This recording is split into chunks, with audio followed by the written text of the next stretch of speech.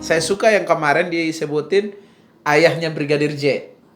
Kan wartawan tanya tuh, Bapak bisa mengampuni nggak orang-orang yang sudah melakukan tindakan terhadap anak Bapak? Dan dia kutip satu ayat dalam Lukas berapa, saya lupa, 26 atau Lukas 23 ayat berapa itu. Dia bilang begini, Yesus bilang,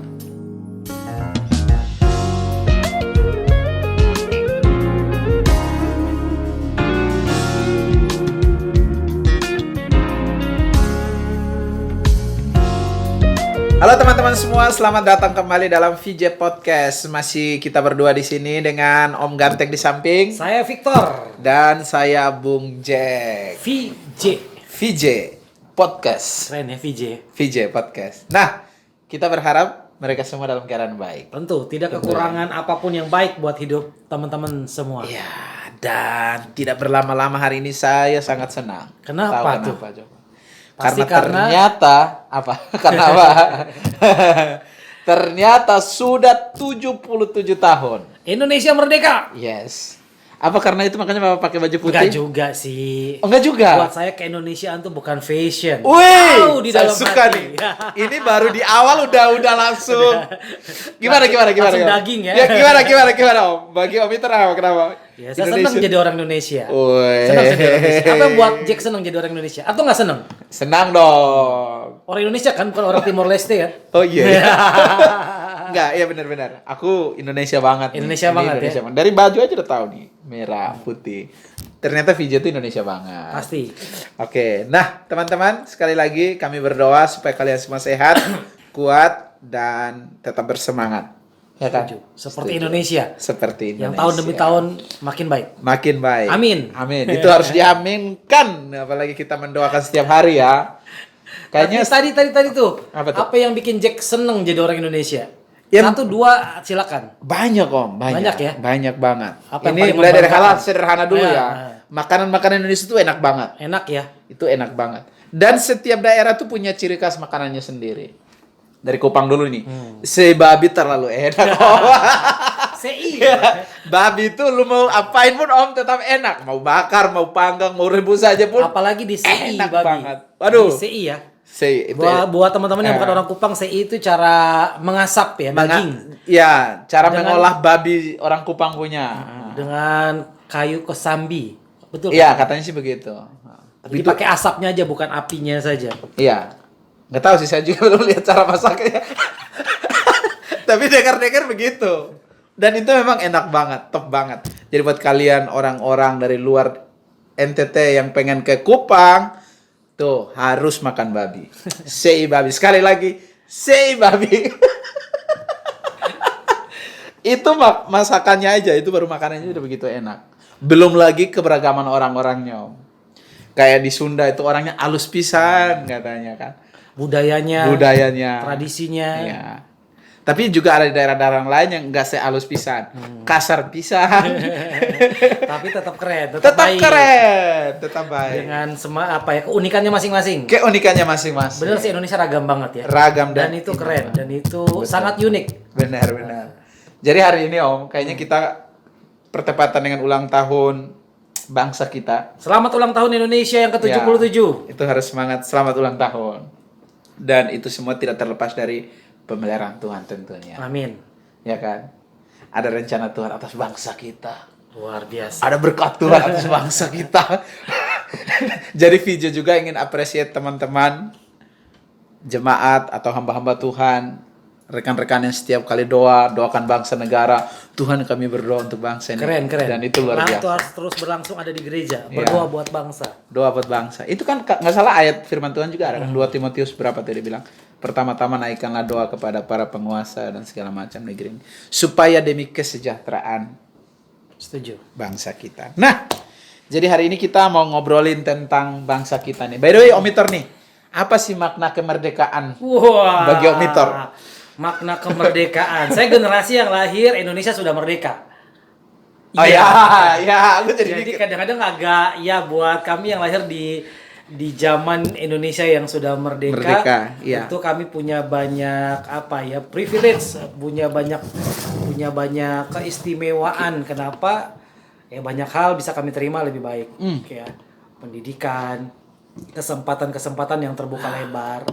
Walaupun tentu ada catatan, saya lahir di generasi yang dulu Orde Lama, di mana pemerintahnya sedikit otoriter. Tapi saya suka Indonesia itu terus berubah, terus berkembang, tidak di dalam posisi yang sama, terus mengalami kemajuan demi kemajuan. Jadi saya memaknai kemerdekaan adalah apa ya, seluas-luasnya, sebesar-besarnya kesempatan untuk jadi apapun. Wow, jadi apapun. Jadi apapun di tengah-tengah bangsa ini, tanpa ya satu-satunya menghalangi diri saya sendiri. Karena bangsa ini terus memberi tempat, memberi ruang Benar. untuk kita jadi seperti apa yang kita mau gitu ya. Selama tidak melanggar hukum. Selama tidak melanggar hukum. Tapi menarik Tidak tadi. merugikan orang lain. Yang menarik tadi Om Itor bilang apa?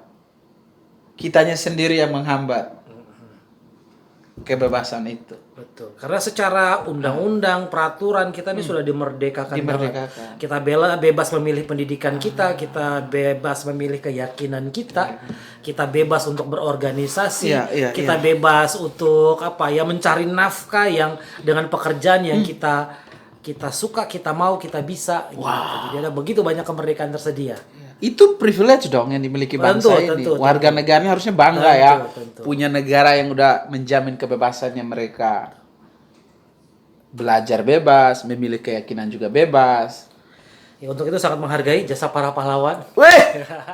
Yang memungkinkan Indonesia tiba sampai di zaman ini, di era ini, dengan semua kebaikan yang bisa kita nikmati sebagai orang Indonesia. Pasti Jack sangat sendiri gimana? Apa tuh kemerdekaan buat Jack? Ya, kurang lebih adalah saya memaknainya tentang kebebasan. Setiap orang bebas melakukan apa yang menjadi tujuan hidup dia. Jadi kayak tadi Om Itor sudah bilang, bebas dalam belajar, bebas menganut agama keyakinan dia yang menurut dia benar. Itu kan di Indonesia kan punya itu tuh, kebebasan seperti itu. Jadi menurut saya selama 77 tahun itu dengan terjal naiknya turunnya bangsa ini, perjuangannya itu. Ya walaupun kita tahu lah, nggak bisa menutup mata bahwa ada belum minoritas, mayoritas, ada belum banyak. Ideal memang. Tetapi kita bisa bilang bahwa ini terus berjalan baik ke depan. Progresnya selalu on the track begitu. Ya kita nggak bisa bilang sekali sempurna semua. Enggak, menurut saya itu satu satu proses yang harus kita capai. Ya untuk mencapai sesuatu yang baik kan perlu proses. Benar. Jadi dengan segala kekurangan yang ada di mana, misalnya taruhlah ada sekolah-sekolah tertentu yang kita nonton di berita masih menekankan, oh lu kalau sekolah di sini lu kayaknya harus pakai. Ya it's okay, kita memahami aja, menerima. Tapi kita berharap ini semua berjalan baik. Orang makin memaknai apa sih kemerdekaan. Setuju. Setiap hak kebebasan orang. Kedewasaan sih sebenarnya dalam berpikir. Nah, kembali kepada saya sih makna kemerdekaan itu tadi kebebasan, dan puji Tuhannya gini. Tadi Om Itor juga bilang bahwa kita lahir di era di mana kita dapatkan privilege itu. Bahwa justru malah yang membuat kita tidak merdeka ya diri kita sendiri. Udah dikasih kebebasan, kemerdekaan untuk belajar sebebas, tapi malasnya kita sendiri bikin kita iya kan, akhirnya nggak merdeka, terus kita nyalahkan bangsa ini.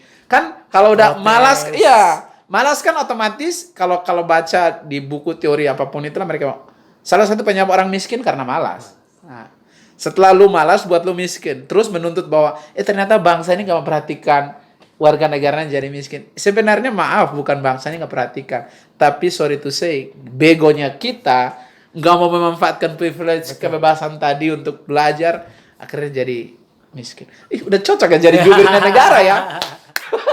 Tapi setuju, ini privilege karena memang ya banyak bangsa yang masih masih struggle, masih berjuang soal kemerdekaan. Yes. Walaupun mereka negara merdeka secara de factonya seringkali aturannya, sistem pemerintahannya nggak semerdeka yang kita nikmati di Indonesia. Ya, kalau ada ketidakmerdekaan terjadi seringkali ya faktor sekelompok orang, faktor pribadi, tapi secara perundangan negara menjamin kemerdekaan. Dan saya bersyukur untuk itu. Gereja harus bersyukur untuk itu. Orang Kristen harus bersyukur untuk itu. Meski ada gereja dibom, ada gereja dihambat pembangunannya, tapi kalau saya mau jujur, kalau kita mau lihat secara jujur maksudnya, itu presentasinya kecil banget. Ada begitu banyak gereja yang leluasa dibangun di banyak tempat di tengah-tengah negeri ini. Bahkan saya mendengar di satu provinsi, misalnya nih, agama Kristen lagi bikin bangun gereja, justru malah agama-agama lain ikut ngedukung. Entah kasih pasir, ikut kirim orang ngebantu. Bahkan kalau acara teman-teman muslim yang bikin acara bangun masjid atau bahkan bikin acara lebaran, maksudnya orang-orang Kristen datang, apa yang bisa kami lakukan? Itu kan keren. Nah, itu kan sekarang itu sebenarnya lagi mulai bertumbuh tuh. Dan itu buah dari Itu kemerdekaan. buah daripada kemerdekaan, itu harus disyukuri kayak gitu. Jadi menurut saya nih Om, oke lah, terlepas dari segala kekurangan tadi kita sudah sebutkan bahwa ada gereja dibom, IMB dihambat, segala macam. Oke lah, kita jangan sampai pemikiran kita hanya ada di situ terus bahwa wah saya minoritas, saya ini. Akhirnya kan orang jadi pesimis, kita jadi pesimis dan iyalah aku bangsa minoritas, aku bukan siapa-siapa, aku orang nomor 2. Akhirnya kita nggak maju. Tetapi sebenarnya di samping daripada segala hal yang buruk ini, istilah saya itu ada berkat terselubung.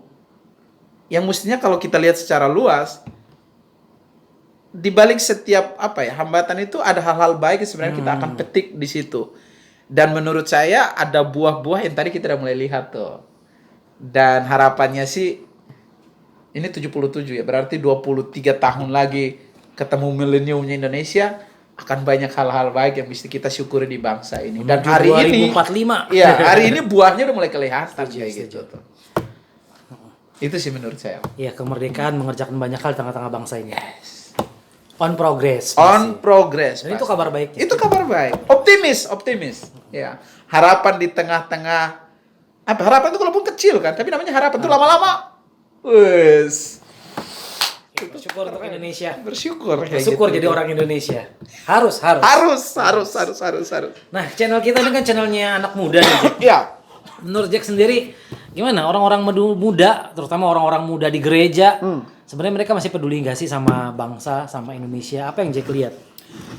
Iya, oke. Kembali kepada diri pribadi ya.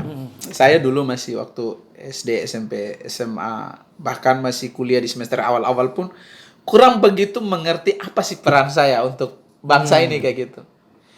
Ngomongin kemerdekaan pun, oh ya merdeka ya udah. Jadi jadinya satu rutinitas, satu tradisi yang kita lakukan celebrate setiap 17 Agustus, bahkan di kampus setiap 17 ini kan, ayo kumpul, lomba, ini di cat merah segala macam, ikut. Jadi ikutnya sebagai tradisi tanpa mengerti lebih jauh bahwa apa sih yang aku lakukan untuk bangsaku yang sudah merdeka ini kayak begitu. Nah itu saya nggak mengerti selama masa lahir sampai kepada bisa dibilang ada di semester 3 di kampus kuliah. Nah baru mulai mengerti itu setelah masuk semester 4, 5 dan sampai hari ini. Baru saya mulai berpikir lebih luas bahwa apa ya peran saya bagi Indonesia. Nah ketika saya mulai mengerti peran saya, rasa kepedulian itu baru tumbuh di situ, Om.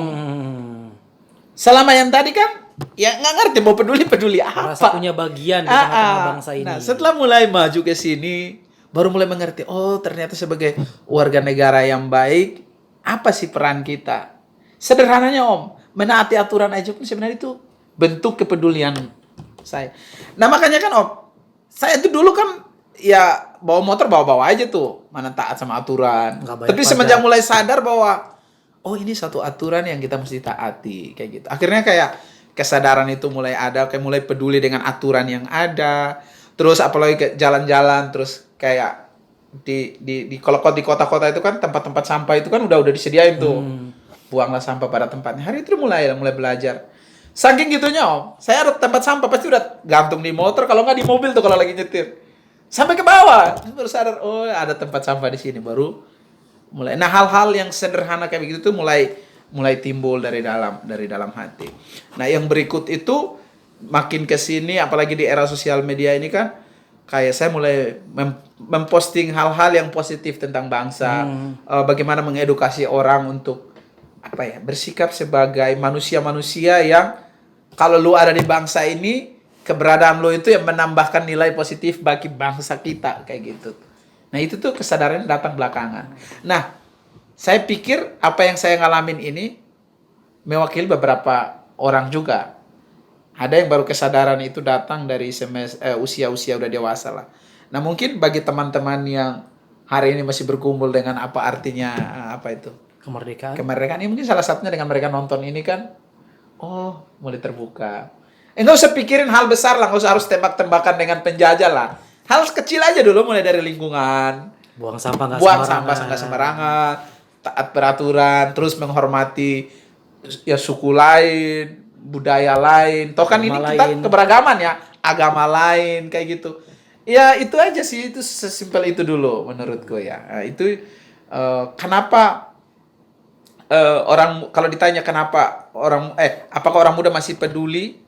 Menurut saya masih. Generasi ya, milenial ini, itu generasi harus Z ini. ya. Makanya terus diberitahu aja sebenarnya. Orang kurang peduli itu karena satu, kurang kesadaran, karena belum sadar aja. Setelah kesadaran mulai timbul, kita mulai ngajarin orang tentang kepemilikan, bahwa ternyata lu ada di bangsa ini, lu punya negara ini, lu punya bangsa ini. Ayo dong, perlakukan bangsa ini sebagai harta karun yang kita punya. Setuju. Gimana Om? Luar biasa. Ini Om nih sebenarnya selain ngomongin tentang kepedulian orang muda, lebih kepada peran gereja nih. Karena gini loh, kan ada banyak tuduhan sama orang muda bahwa orang muda sekarang nih nggak nasionalis. Pancasila aja nggak hafal. Ya, waduh. Iya kan, lagu Indonesia Raya nggak inget. Apalagi generasi setelah reformasi kan, sekolah nggak diwajibkan lagi upacara. Walaupun sekarang deket-deket ini mulai digalakkan lagi. Mulai di ini lagi, benar. Ya saya pikir ya gereja dalam hal ini ya tetap harus punya perannya sih, mendorong orang-orang muda mencintai bangsanya. Yap. Bisa melihat apa bagiannya di tengah-tengah bangsa ini gitu. Jadi ya gereja jangan terjebak. Tentu event rohani, kegiatan rohani harus terus ada. Tapi bagaimana kegiatan rohani itu juga kemudian tujuan-tujuannya diarahkan juga untuk membawa orang muda mengenali tugasnya di tengah-tengah bangsa Indonesia gitu. Jadi melihat Indonesia sebagai ladang yang luas untuk melayani, untuk menjadikan nama Tuhan kemuliaan di tengah-tengah bangsa. Amin. Wow. Ya sedikit cerita ya, dulu waktu saya di kampus, saya tinggal di asrama. Iya. Kalau teman-teman kan dekorasi segala macam kamarnya ya. Kalau saya tempat tidur saya terus ada tembok kosong. Saya apain ya? Saya pergi ke Gramedia. Waduh. Saya beli peta Indonesia. Saya tempel di tembok, saya cap. Terus? Saya mulai hafalin provinsi. Wah, itu keren tuh. Saya pikir saya orang yang sangat tidak kesulitan untuk mencintai Indonesia. Ya, makanya saya berharap mendorong anak-anak muda sekarang juga ya harusnya nggak kesulitan kok mencintai bangsa yang indah ini, bangsa yang cantik ini, bangsa yang ramah ini. Ya tentu ada banyak kekurangan, tetapi ada banyak hal baik yang tumbuh di Indonesia. Ada hal benar-benar. Terus satu lagi, aku ya ngomongin hal baik yang tumbuh di Indonesia. Saya jadi ingat ya sering berapa kali Bapak Presiden kita dan para menteri sering menggaungkan bahwa mulailah cintai produk-produk lokal. Benar. Itu kan banyak. Eger nih produk lokal Indonesia. Lokal. Ya, Erigo. Ya, mulai cintailah produk-produk lokal. Memang teman-teman nggak bisa dipungkiri bahwa kita ada di dunia yang pasar ekonomi global ya. Artinya ekonomi ASEAN lah ya kalau nggak salah. Tapi kayaknya itu udah masanya nih. Dari semua negara tuh udah bebas aja mau jual barangnya dimanapun. Bahkan dengan Shopee segala macam. Aku tuh pernah beli jam dari China gitu dikirim ke Batam. Nggak apa-apa. Tapi paling tidak mulailah memprioritaskan, mulai mencintai apa yang ada di dalam negeri kita. Ada banyak. Betul. Ya, mulai dari ya itu tadi barang-barang produksi seperti baju, celana, dan juga wisata Om. Kopi. Waduh. Iya, ngapain beli kopi Turki mahal-mahal? Kalau kopi Sidikalang juga nggak kalah kerennya. Ada kopi Flores, Manggarai, ya kan? Tugu Buaya. Gayo. Ada bermacam-macam kopi dan menurut saya kopi-kopi Indonesia enak. Enak banget. Karena, ini mulai jadi kopi. Dia kan tumbuh di dataran tropis itu kan. Ya. Indonesia ini kan lengkap kan. Ada gunung, ada rendah gitu kan. Dan banyak jadi variasinya juga enak ya. Dan satu yang menarik lagi tuh Om, Indonesia, kalau kita ngomongin Indonesia, ini merupakan satu kecintaan saya terhadap bangsa ini adalah selain dari kita tadi ngomongin dengan suku yang begitu banyak, juga pantai-pantainya Om. Kan kalau di Indonesia Timur sana tuh, Kupang dan sekitarnya itu masih luas banget, masih indah banget. Masih bersih. Sangat-sangat bener. Bahkan pantai-pantai yang dibilang pantai-pantai perawan gitu ya. Iya, yang pantai yang memang bukan tempat wisata tapi bagusnya nggak kalah sama tempat wisata. Jadi memang kalau kita bicara bagaimana orang muda mencintai bangsanya ada banyak cara ya. Ada banyak. Tadi Jack bilang cintai produk dalam negeri. Yap.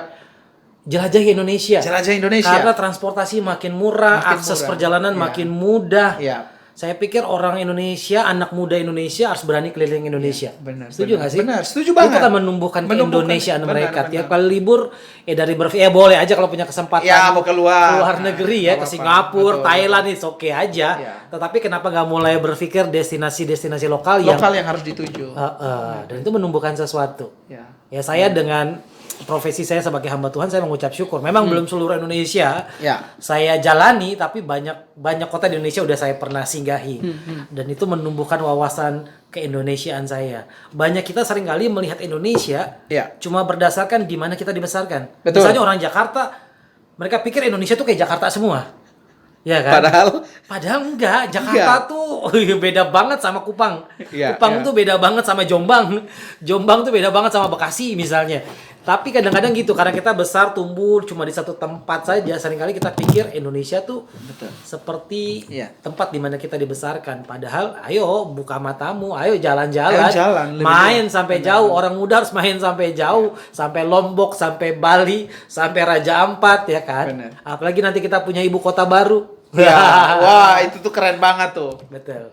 Itu keren. Saya penasaran tuh, pengen itu kalau nggak salah tuh 2045 tuh udah mulai inilah kita pengen menyaksikan itu kayak gitu. Nah, tadi saya mau bilang kayak gini. Kan apalagi kan sekarang ini kan kita ngomongin healing kayak gitu. Indonesia ini punya destinasi bagus yang mesti kita datangin. Buat kalian yang suka healingnya pergilah. Destinasi lokal. Ditambah lagi kan sekali lagi kan kayak kita ini sedang pemulihan ekonomi secara nasional. Ya dengan kita harus pergi dan uang itu harus kembali kepada bangsa kita kan, kenapa tidak? Benar. Itu hal-hal simpel yang kita lakukan, sesederhana itu sih sebenarnya. Explore lah, kalau memang kita belum keluar kota kita, kadang-kadang kita sendiri bahkan nggak cukup explore kota di mana kita tinggal. Batam misalnya. Benar. Ada banyak bisa dieksplor gitu ya. Dan tiap kali kita mengeksplor, saya percaya itu menumbuhkan keindonesiaan, kecintaan. Oh ternyata Indonesia sebagus ini ya, Indonesia ini sekeren ini gitu. Jadi jangan buru-buru melihat wah semua yang dari luar pasti keren. Enggak, yang dari Indonesia juga keren, juga oke sih. Benar. Ada banyak cara, sekali lagi anak muda menunjukkan cintanya sama Indonesia, mencintai produk lokal, jalan-jalan destinasi lokal, apalagi macam-macam. Ya apapun di bagian kalian ya kerja sesungguh-sungguhnya, jadi orang jujur, jadi orang baik, ya kan? Betul. Apapun agamanya, jalankan agamanya dengan baik. Itu cara menunjukkan. Benar. Gitu. Itulah benar. Jadi intinya menjadi orang baik lah. Berani ambil bagian, ya kan? Ambil bagian di politik, ambil bagian di pemerintahan, tentara, polisi, apapun, seni, apapun talenta kita ambil bagian. Akhirnya bagian-bagian itu yang kemudian membuat Indonesia jadi Indonesia yang lebih baik. Gitu. Nah, satu lagi gini. Kalau kita bicara tentang orang Kristen itu kan ada sering, saya nggak tahu, Om Mitra pernah dengar apa enggak, tapi pernah ada semacam satu stigma atau satu ungkapan bilang begini. Orang Kristen itu hanya banyak doa aja, tapi tindakannya sedikit. Bahkan nggak ada tindakannya kayak gitu. Tapi doanya aja yang gede. Nah, makanya dari sini sih kita mendorong bahwa para generasi muda yang sekarang, ayo come on, marilah kita nggak hanya apa namanya terbatas tembok gereja dan hanya rajin doa, tapi mulailah tadi apa yang sudah kita sebutkan, lakukan sesuatu kepada bangsa ini. Tanam pohon gerakan membersihkan lingkungan.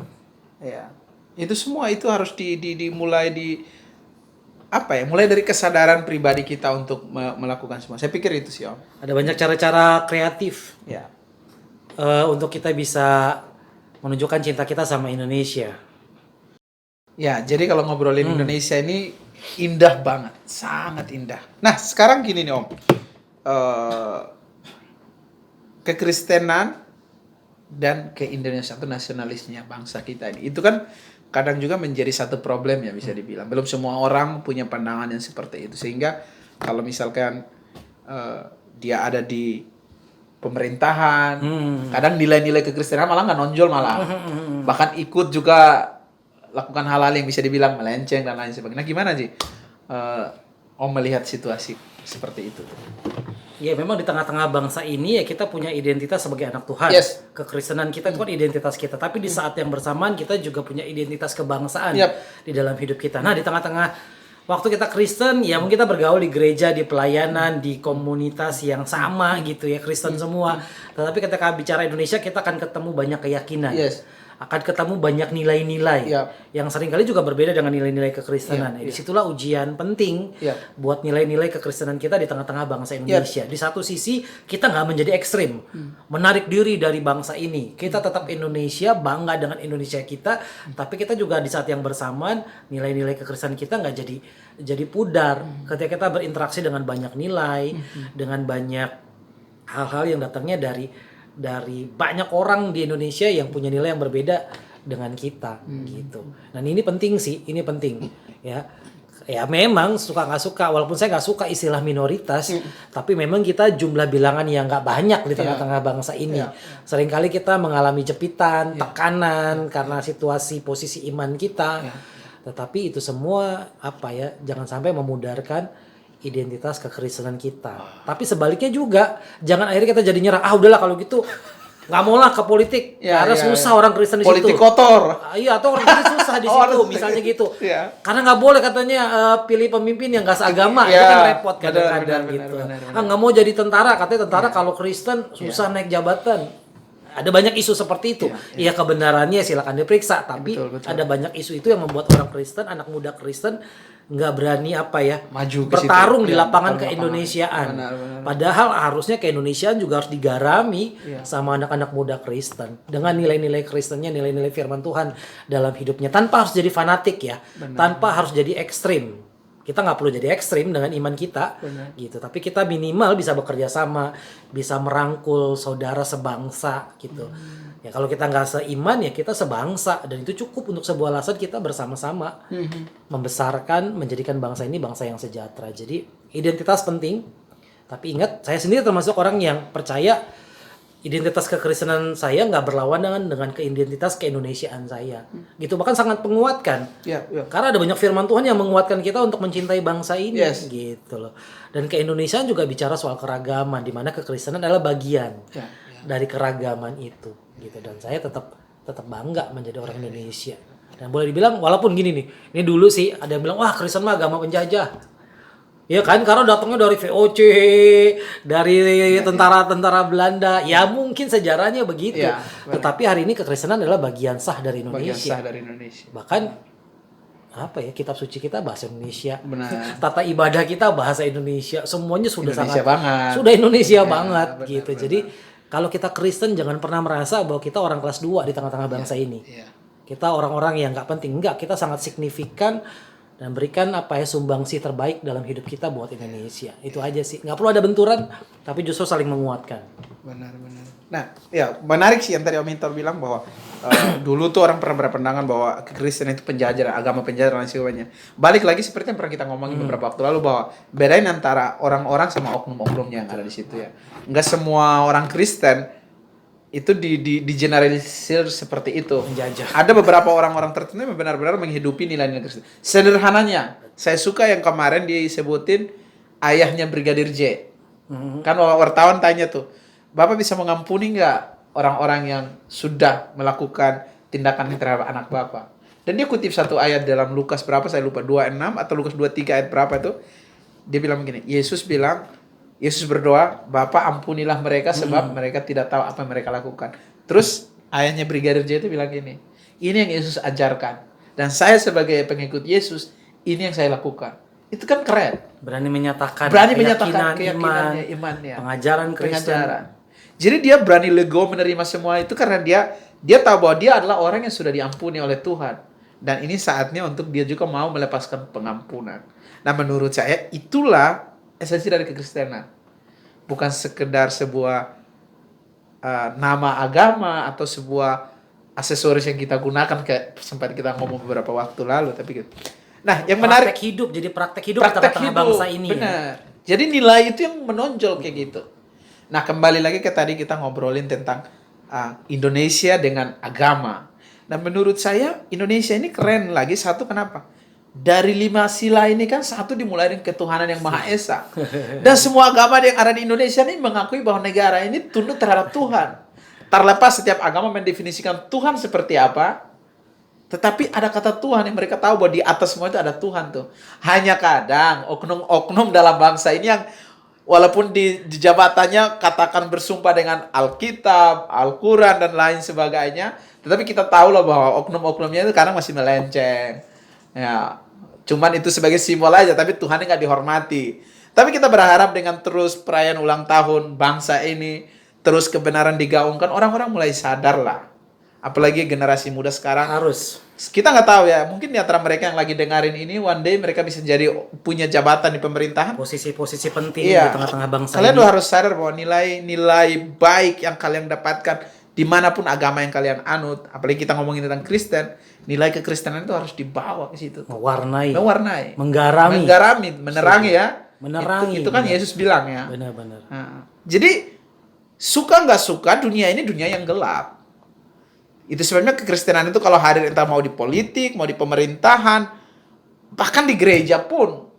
Walaupun namanya gereja, belum tentu dalamnya itu Betul. seterang itu. Nah, kehadiran kita harusnya Menerangi bangsa ini. Karena Menerangi pemerintahan. Berita dinyalakan nggak ditaruh di bawah gantang. Ya, gitu. tapi harus di atas. di atas. Supaya jadi berkat. Ayo orang muda, semangat Ya, terus. semangat. Jangan tarik diri dari bangsa ini. Ya. Bangsa ini membutuhkan kalian. Membutuhkan kita orang-orang Jangan muda. Ya. jadi hopeless, kehilangan harapan ketika ada banyak contoh buruk, kasus Ya, buruk. ya, ya. Akhirnya kita menarik diri. Udahlah bangsa ini biar jalan sendiri. Benar, Jangan. benar. Justru kita harus hadir mewarnai di situ. Yeremia berapa tuh dia bilang apa? Usahakanlah kesejahteraan kota. Di mana kita ditempatkan. Di mana kita ditempatkan. Itu keren. Di tengah bangsa di mana kita ditempatkan. Bukan kebetulan. Bukan kita kebetulan. lahir besar Ya. jadi orang Indonesia. Benar. Tanah yang kita cintai ini. Tanah itu semua ada dalam agenda besarnya Tuhan, dan Tuhan tahu kita pantas untuk ada di sini. Yes. Sebenarnya mulai lihat ke dalam, keluarkan potensi terbaik kalian, apa yang bisa kalian lakukan untuk bangsa ini. Wow. Wow. Adakah pahlawan nasional Wah. Nasrani yang Mitor? Tiba-tiba jadi pelajaran sejarah nih. Ini untuk ngecek kebangsaan saya ya. Cek dulu deh. Cek. Ada nggak sih pahlawan Nasrani yang langsung teringat nih kalau disebut pahlawan Kristen? Ini waktu udah Banyak kuliah sih sih, ada banyak, tapi udah waktu kuliah itu disebutin satu. TB Simatupang. Itu aja saya ingat. Apa Ternyata perannya? belum mendalami, tapi sempat ingat terbayang nama itu, bahwa dari situ saya tahu ternyata ada juga tokoh-tokoh pahlawan nasional Nasrani yang ada di bangsa ini. Terus ada satu lagi, tadi sempat searching juga, namanya itu jadi bandara Di Kalimantan Tengah, Cilikriut. Ya, itu baru beberapa ya, masih banyak yang lain sih sebenarnya. Nanti mau tahu perannya seperti apa, mungkin teman-teman bisa searching di Google kali ya. Banyak banget. Kalau saya kalau ditanya pahlawan nasional Kristen yang langsung saya ingat ya satu sih, saya pernah baca Yohanes Leimena, sorry kalau salah. Ambon. Ambon, dari Ambon, besar di Ambon. Dia memang pahlawan di era pasca kemerdekaan. Jadi kabinet dulu zaman Soekarno berganti-ganti, hampir 20 kali pergantian kabinet, tapi apapun kabinetnya dia selalu jadi menteri kepercayaannya Soekarno. Kenapa? Dia jujur, dia loyal, dia punya kemampuan istilahnya diplomasi yang sangat bagus, dan dia juga seorang dokter. Kalau tahu puskesmas, itu konsepnya dia. Lihat. Jadi sebenarnya orang Kristen, pahlawan Kristen, ya siapapun kita ya, anak muda Kristen punya kesempatan untuk meninggalkan legacy, warisan bagi bangsa ini. Gitu. Sekali lagi ya, cintai bangsa ini, ambil peranmu, ya pahami apa peranmu dan kerjakan sungguh-sungguh. Apapun itu, benar. Ya walaupun bahkan ketika itu nggak dinotis orang nggak lihat gitu ya, tapi ya kerjakan sungguh-sungguh. Gitu. Wah, itu keren. Ya, pahami peranmu dan lakukan sungguh-sungguh. Betul. Itu keren banget. Kan para pahlawan yang kita kenal sekarang kan waktu mereka mengerjakan itu mereka nggak akan berpikir bahwa nama mereka satu hari kelak jadi pahlawan. Yes. Kita lah yang kemudian menghargai, menghormati itu semua. Tapi mereka waktu melakukannya cuma tahu sungguh-sungguh saja. Aja lakukan. Sepenuh hati saja. Dan bahkan tadi saya baca juga tuh Mitor, mereka disebut sebagai pahlawan nasional bukan pas mereka hidup. Betul. Ada yang udah mati tahun 60-an. Nanti tadi saya baca itu baru bilang pada tahun 2015 tokoh ini disebut sebagai, padahal orangnya udah mati lama. Tapi kenapa dia disebut? Karena memang ada sesuatu yang dilakukan. Ada yang dia warisi bagi bangsa ini. Itu keren. Mendorong anak-anak muda ya berpikir juga untuk apa yang kamu tinggalin nanti buat bangsa ini. Iya sih. Kita semua akan tua dan mati. Benar.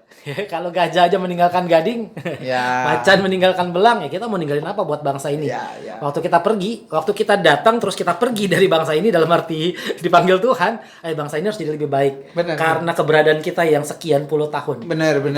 bangsa ini. Itu keren sih. Itu keren banget. Dan menurut gua ya selama kita hidup mestinya kita mewariskan sesuatu yang baik bagi bangsa kita dan juga generasi-generasi kita. Karena saya percaya bahwa Tuhan tuh menciptakan manusia itu manusia produk-produk unggulan, produk-produk terbaik. Nah, sayang aja kalau selama kita hidup kita tidak mewariskan sesuatu yang terbaik dari diri kita. Itu kan kayak menurut itu Tuhan udah bikin kita bagus, hanya kitanya menjalani hidupnya sebagai produk gagal gitu ya. Itu kan aduh sayang banget kayak gitu ya. Nah, sepertinya obrolan kita harus sampai di sini, Om Ito. Pokoknya Dirgahayu Indonesia. Dirgahayu Indonesia. Yang terbaik buat Indonesia, maju terus Indonesia, orang-orang muda Indonesia. Ayo, kalian bisa. Kalian hebat. Adakah satu kata terakhir, closing statement? Bukan satu, beberapa kalimat lah.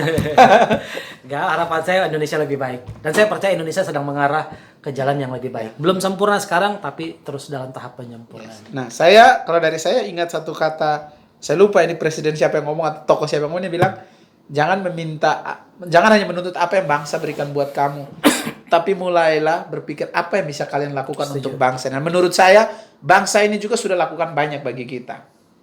Ya kan, kayak tadi kita sudah sebutkan, memperjuangkan kemerdekaan, kebebasan belajar, dan lain sebagainya, sebanyak hal. SMP, apalagi SMA, ya, SD gratis. apalagi di Indonesia zaman Presiden Jokowi sekarang kan banyak akses dibuka, dan itu udah negara lakukan. Nah, mulailah berpikir apa yang kita berikan kepada bangsa kita. Yes, merdeka Indonesia. Merdeka.